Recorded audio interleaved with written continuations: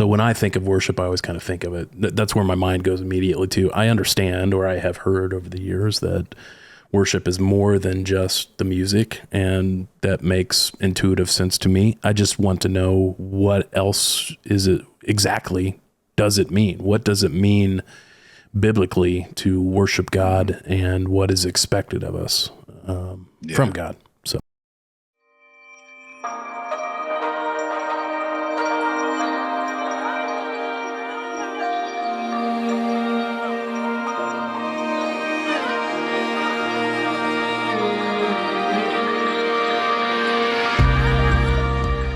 Welcome back to the Reology Podcast. Reology is a nonprofit ministry that is centered around rethinking, researching, and rediscovery, a process that dives deep into the depths of an intimate partnership with God through a concept Jesus initiated called ecclesia. We strive to cultivate an environment that is not only safe to question and seek, but also one that is founded on the truths of partnership, words of hope that were uttered from the lips of Jesus himself.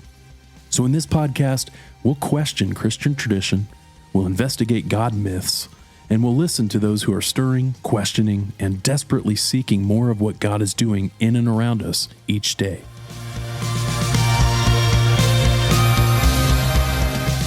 Hey everybody, this is Scott Johnson here with the Reology Podcast. We welcome you back here. That guy over there, that's Brandon Wiseman. Hello, Brandon.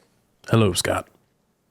And Brandon and I get together and we talk about all kinds of stuff that pertain to God, Jesus, Christianity, and ultimately what all of that has to do with us. And so that's what the Reology podcast is all about. That's what Reology is kind of all about, is digging deeper and asking questions on what God really meant when he said the things he said, and what God really meant when he had Jesus say the things that he said, and what those things have to do with our lives. And so today we're continuing a little series we do called God, Coffee, and Questions. I don't have coffee today, Brandon, but I do have a brew. It's a different brew. It's root beer. Root beer. Nice. Root beer, yeah, we moved these recordings. Frosted mug. Yeah. Yeah, that's key. That's crucial for that. Yeah. Yeah, we moved these recordings to the afternoon, and it's a little tough to be drinking coffee this late in the afternoon. Especially for me, when I work in a coffee shop all day long, I don't really want to drink coffee. But what do you got? McAllister's, what is it? Diet Dr. Pepper. That's your brew. Yeah. This is Frosty. Nice. I haven't had root that. beer since 1939. I am a little Southern bit of a thing? root beer snob. It's actually a northern thing. I've been thrilled to see it in southern, of all places, Aldi. Oh, okay. Yeah, that's Aldi, right? That's their MO. They have these weird random stuff, and you better get it. If you don't get it when you're there, it'll be gone, and we'll never ever have it again. So I grabbed 2 little things of 4 bottles because I kind of grew up on Frosty root beer. Nice. But it's a root beer that actually has all natural, not all, maybe not all natural flavorings, but it definitely has like pure cane sugar and not sarsaparilla. Sarsaparilla. I'm going to drink this. This is my okay. It's better than mine. I don't have a Frosty mug either. That's good. Needed that. Well, as Brandon and I were joking off camera, I'm barely ready to do this. So we're going to do that. Hey, we want to say this every time. If you're watching this on YouTube, first of all, thanks. And would love for you to consider subscribing to the channel so that you could, you'll never miss when we do this. And right now we're kind of doing them like twice a month. But also you can just, hit the little like button. That's massive if you would do that. If this pertains to you, if you really think, man, this is like really up my alley, and other people that you think this would be really up their alley too, go ahead and share it with them. That'd be great. We'd appreciate it. If you're listening to this on wherever you find your podcasts audio wise, again, we ask you to do the same kind of stuff. Let us know you're out there. And if you want to go to our Instagram account, or you can even leave comments here, let us know the questions that you may be going through or thinking about because we'll put them in. We'll put them in the rotation with all the stuff that's on Brandon's mind. We'll throw them in there too. Because otherwise this is just like my own personal counseling session that I get to have a couple times a month with everybody watching. Yeah. But everybody's probably going, oh man, I'm so glad he asked that question. We'll see. Okay. So let's do this. What are we talking about today? Question for today is about worship.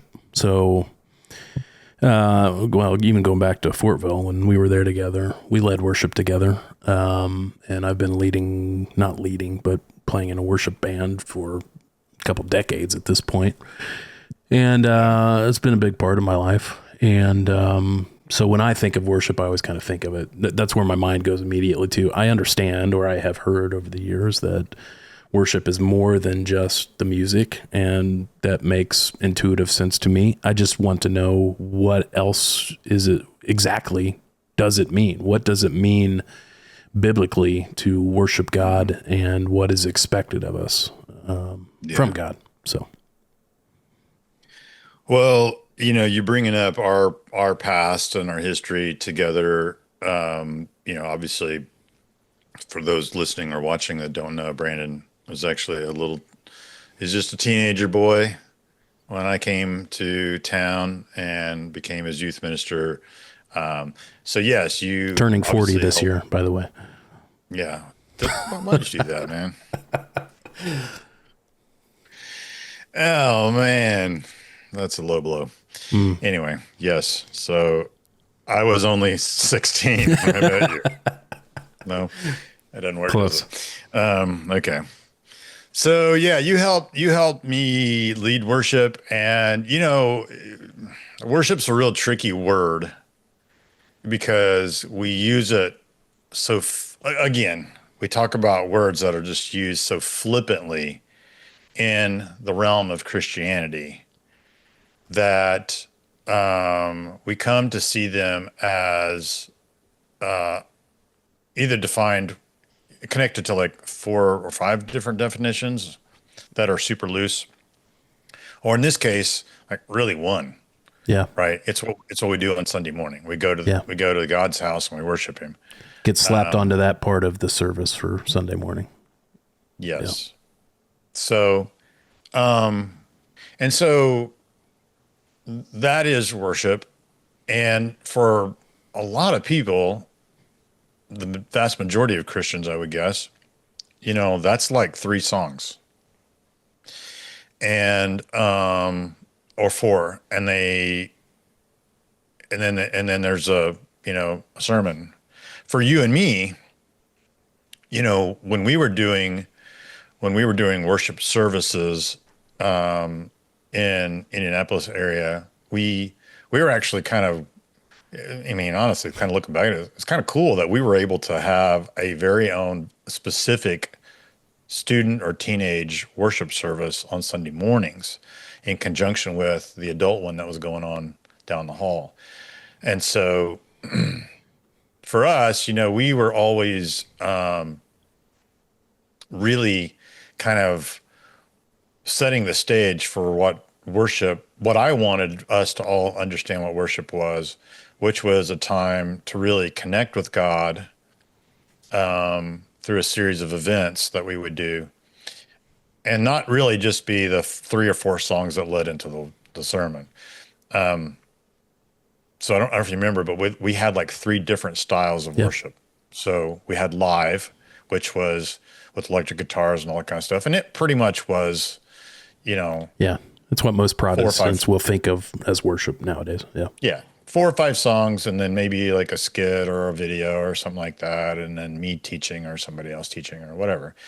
And then we did Unplugged, which was all pretty much acoustic type of instruments.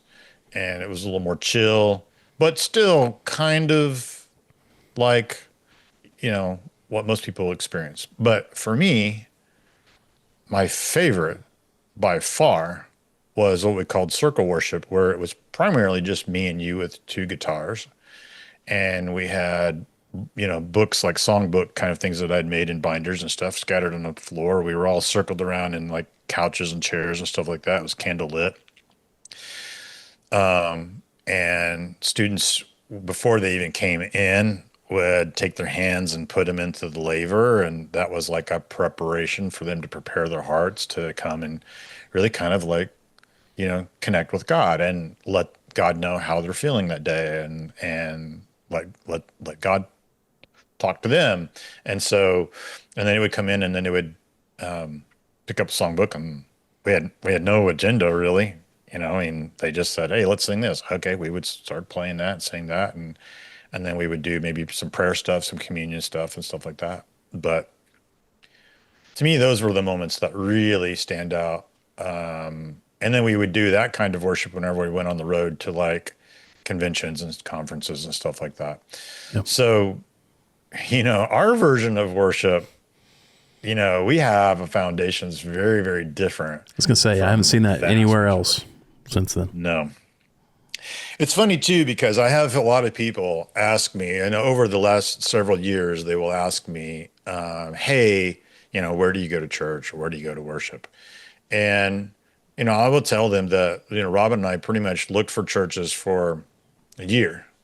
We visited churches for a year, and every church did the exact same thing. And it is that like, setup of like 3 or 4 songs that pretty much just led to the sermon.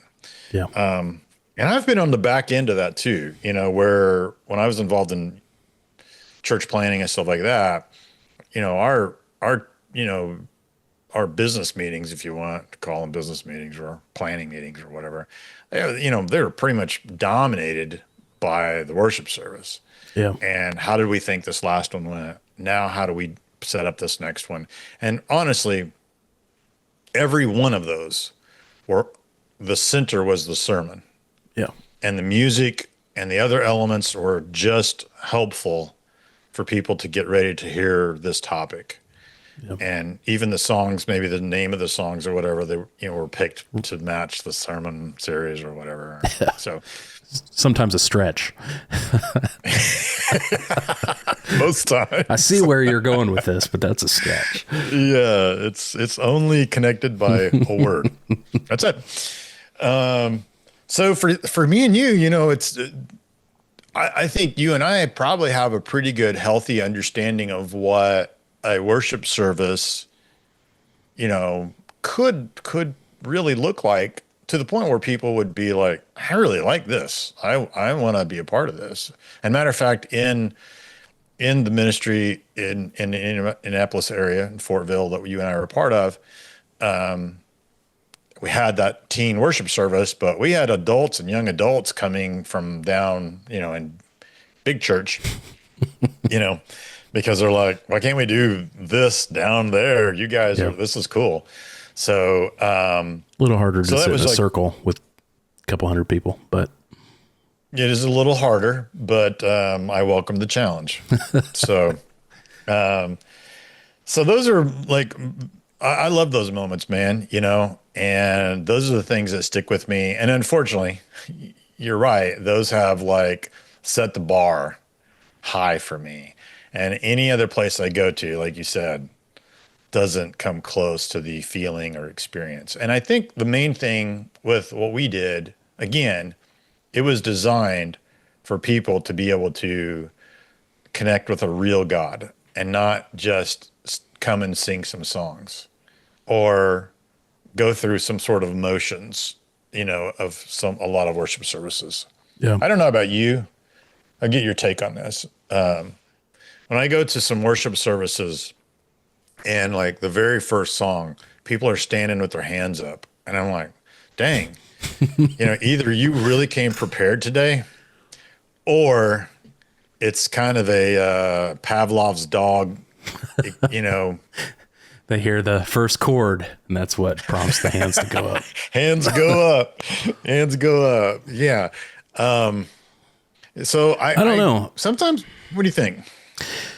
Yeah, I definitely see that. I don't want to ascribe, obviously, neither do you, I know, negative intentions to anybody that doesn't deserve them. But I have to imagine there's a spectrum of people, some of which are more on the line of, this is a kind of just a thing we do. This is a response. And then there are others who have genuinely, before they got there, started the worship process on their own. And so they're already in the midst of it. So, yeah. Yeah, I would say that there are people who've experienced worship for the first time. That's like, maybe they came up with a Catholic background or something like that. And they're like, oh my gosh, this is like so freeing or whatever. And so for them, they're ready to raise their hands, you know? I think about the vast majority of people though, that don't, and the vast majority of people who don't even sing or, you know, they just kind of stand. And, I wonder for them if they go, this is worship to God. This is what God wants, you know, is this. And because I can't imagine that they probably don't just really feel it. Yeah. You know, I've never been a hand raiser, No, but there nor have been have I. several moments. Yeah. There have been several where I've been involved in a worship service and I became extremely emotional and I felt that I was connecting with God. And I think another thing too, to say this, to be a little more clear on what we did. You know, one of the things that I always said to our students was this, is that you are coming to this place to put a smile on God's face. That's what you're doing. The connection here isn't about, hey, God, fill me up and make me feel better. You know, as we're like rubbing Aladdin's lamp and all that kind of stuff. It was really more of like, I'm coming to serve you. I'm coming to present you with like my offerings almost, which my offerings are, you know, to let you know how I feel about you. And I'm trying to make you happy here. Because the cool thing is that if you make God happy, if you spend a lot of your energy making him happy and emptying yourself, then God then fills you back up and overflowing, as scripture says. And so it's a cool little symbiotic kind of a deal because I'm coming and pouring myself out to God. And the cool thing is that when he's pleased, you know, that flows into us and fills us back up. Okay, so Brandon, I thought that we would talk about if we're talking about worship and what it is, and you know, as we've said, you know, you and I experienced, you know, maybe an American version of worship, and what we see as worship in a different way. But I thought it would probably be smart for us to kind of go back through the Old Testament, New Testament, and look at what the word is there, because as we know, and I want to say this too. I think Christians are super afraid to challenge translations. You know, it's like the idea, this idea that for instance, some people have about the King James version. It's like that one was handwritten by God somehow. That was the version that Moses brought down from Mount Sinai. You know, and not realizing that was actually commissioned by a king.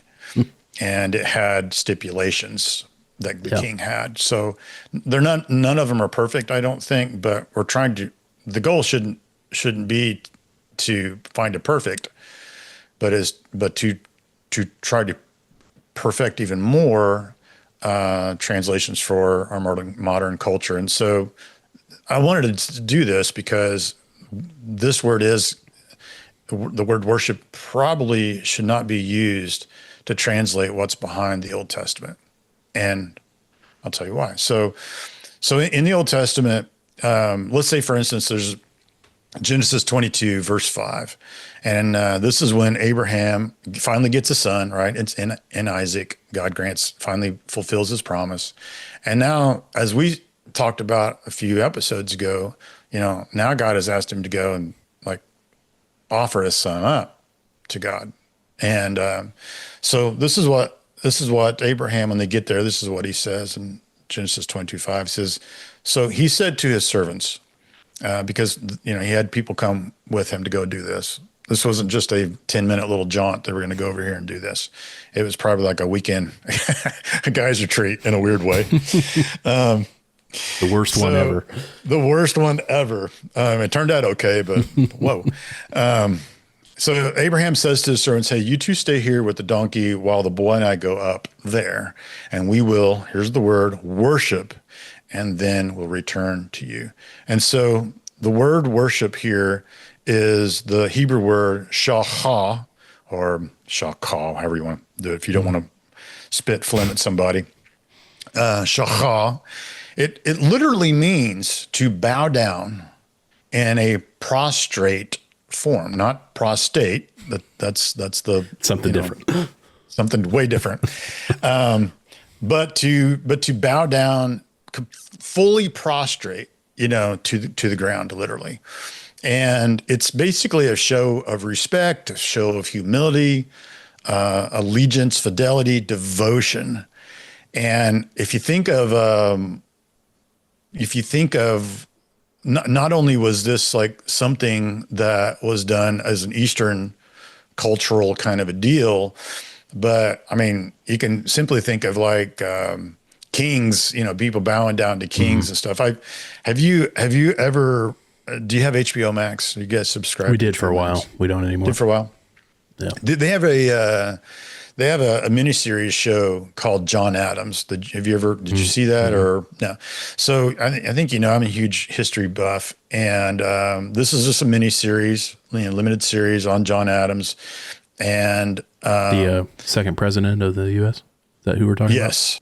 Yeah. Yep. Okay. Yeah. And it kind of talks about his involvement, how he's obviously he's a signer to the Declaration. He's super, super involved. Yep. And so there's a scene, though, after America or the colony defeats the British Army, and John Adams is asked to be an envoy and an ambassador to England. So because they're trying to like tie up, this relationship, right? And so he goes, and there's he's going to have to go before King George, who they just humiliated and defeated, right? And so he's got to go before him, and he's trying to show respect and all that kind of stuff and friendship and whatever to create, heal the relationship. And so this king's, one of the king's assistants is with him, and he's like showing him what he has to do. He's like, okay, whenever we open the door, you need to bow. Yeah. Okay. You need to step 5 steps in and bow again. You need to move to your left like 5 steps and bow again, and take 5 steps forward and bow again. It's okay. And like he's showing him like, so let's see your bow. And, John Adams is getting down there and his knees are cracking and stuff. And he's like, okay, you need to go lower. And he tries to go lower, and he's like, no, you need to go lower. And he makes a comment like, sir, if I go any lower, I'll be matched with the dust on the floor.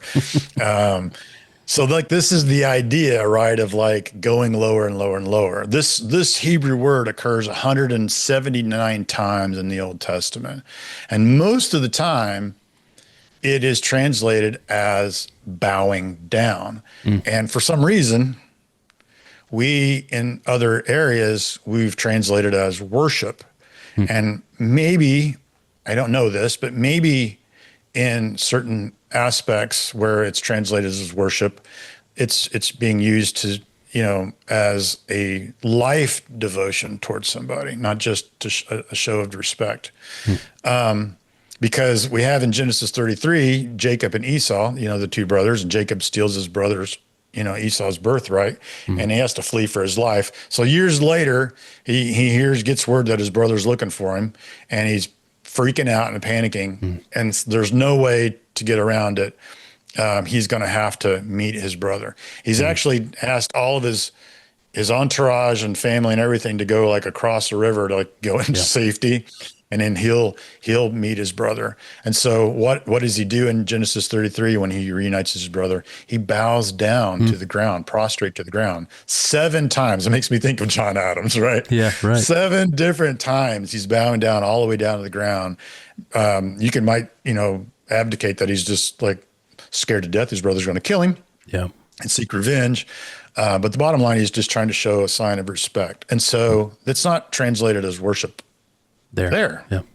So who knows? The word for sure is never really actually used as the act of singing or dancing or praising or anything really connected to what we would see as worship, as we've said before, like a worship service. It's not really connected to that. Even when, and you probably haven't looked this up yet, but I'm just throwing this at you.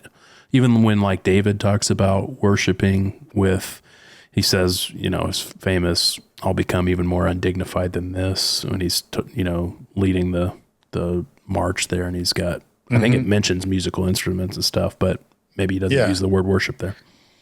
Well, I mean, the thing is, like, what we definitely know is that Old Testament worship, or if we said it a different way, if we said Old Testament devotion to God, leads to like sacrifice and offerings and festivals and singing and dancing and praising. It leads to those things because that's what devotion requires, like in the Old Testament, right? So if you're going to go and devote yourself to God, or, shachah, God, then, and it's a full-on life devotion, that requires, in a weird way, as we've said before, sacrifice. It requires offering. It requires, doing the festivals. It requires singing. So it's like, I'm going to worship with sacrifice, right? I'm going to show my dedication by singing, but it doesn't replace dancing. I worshiped the Lord. And that we're supposed to automatically know that was dancing. No, it would be more along the lines, I worshiped the Lord. I devoted myself to the Lord by singing praises to him. So we've narrowed it. So our English word worship narrows that concept down much more than what it means in the Hebrew Bible. Right. Because today we could say, well, I worshiped the Lord on Sunday, because we were singing. We sang songs. And it's like, well, those two things aren't the same. Right. So matter of fact, if we go look at the New Testament, then this is one of my favorite words in the New Testament. I love this word. It's called proskuneo, and that's the Greek equivalent here to the Hebrew. So proskuneo literally means the act of your dog licking a dog licking its master's hand. Right. So it kind of makes me think of like Lord of the Rings when Pippin has to go and he's in front of the steward of Gondor, and he's got his hand out there and he has to, kiss the ring. It's like, ooh, it's kind of a creepy kind of a deal. But that is like showing ultimate, like, here's my position. My position is down. Your position is up. And so even in this Hebrew culture, or this Eastern culture, it's not just Hebrew, it's also like this, the Hebrew word also is like the symbolic idea of taking a fig and how do they get the oil out of the fig, right? Or, they have to press this thing down, or an olive, right? They have to press it. And the idea of pressing that, it becomes very, very, very thin, very small. So it's humility. The same idea. Humility. Yeah. It's being pressed all the way down. And it's basically being able to say, hey, here's the deal. Like with Jacob, he's not saying I'm come to devote my life to you, but I'm come to you to let you know that it's almost like saying, I was wrong. Yeah. You're right. I'm down. You're up. And so we see, one of the first things we see with the word worship in the New Testament is Matthew 2:2, where the Magi figured out, hey, there's a new king being born. Let's go check it out. And they say, where is the one who is born King of the Jews? For we saw his star when it rose and have come to worship him. Now, did they come to sing songs to him? No. Did they come to devote their lives to him? Probably not. But they did come to, respect him and honor him and show a deep amount of respect for another king. So basically, when you see the word worship throughout all of the Old Testament and even the New Testament, it's really this idea of going low.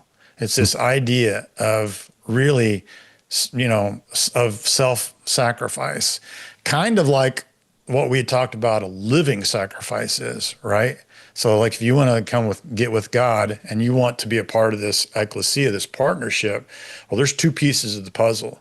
And, if we're both leaders, those puzzle pieces don't fit together. So in order for a perfect union or this thing to fit together, we have to become something different. And so that's the idea of worship. That's the idea of going low, is taking the position of a servant. And that's why, Paul even says, hey, you need to do the same thing Jesus did. Yeah. Jesus did the same thing. Jesus went low. He went down, and he went prostrate and allowed God to be, God, and he took the role of the servant. Yeah. So it's important for us to see that, like, right off the bat, that is what this word really, really means. And unfortunately, in our modern culture, we have turned it into singing and dancing and praising and lifting our hands and songs. Yeah, at its base level, it's almost, taking it even further back to Genesis 2 and 3. It's almost at its very basic level of us recognizing our place in all of this, what we were originally intended to be, images of God in partnership with him. It's taking time to reflect on that position rather than what we were bent towards, which was the original fall, which was seeing ourselves as, our own God, seeing, defining for ourselves what we should do and what we shouldn't do and that type of stuff. So worship is at its core kind of reflecting on, now this is our position relative to God who created us. Exactly. From the whole Rheology team, we hope these podcasts are encouraging and educational. Rheology exists for three main reasons: to reach, train, and equip those who want to go deeper with God in this partnership called ecclesia. If God has been stirring in your heart, where you are wondering if there's more than what you've been experiencing in today's 21st century Christianity, we'd love to connect with you, to hear your story and help you know that you are not alone. You can simply contact us via the website, rheologylife.com, or reach out via Instagram at rheology_life. Thanks, and we'll see you next time.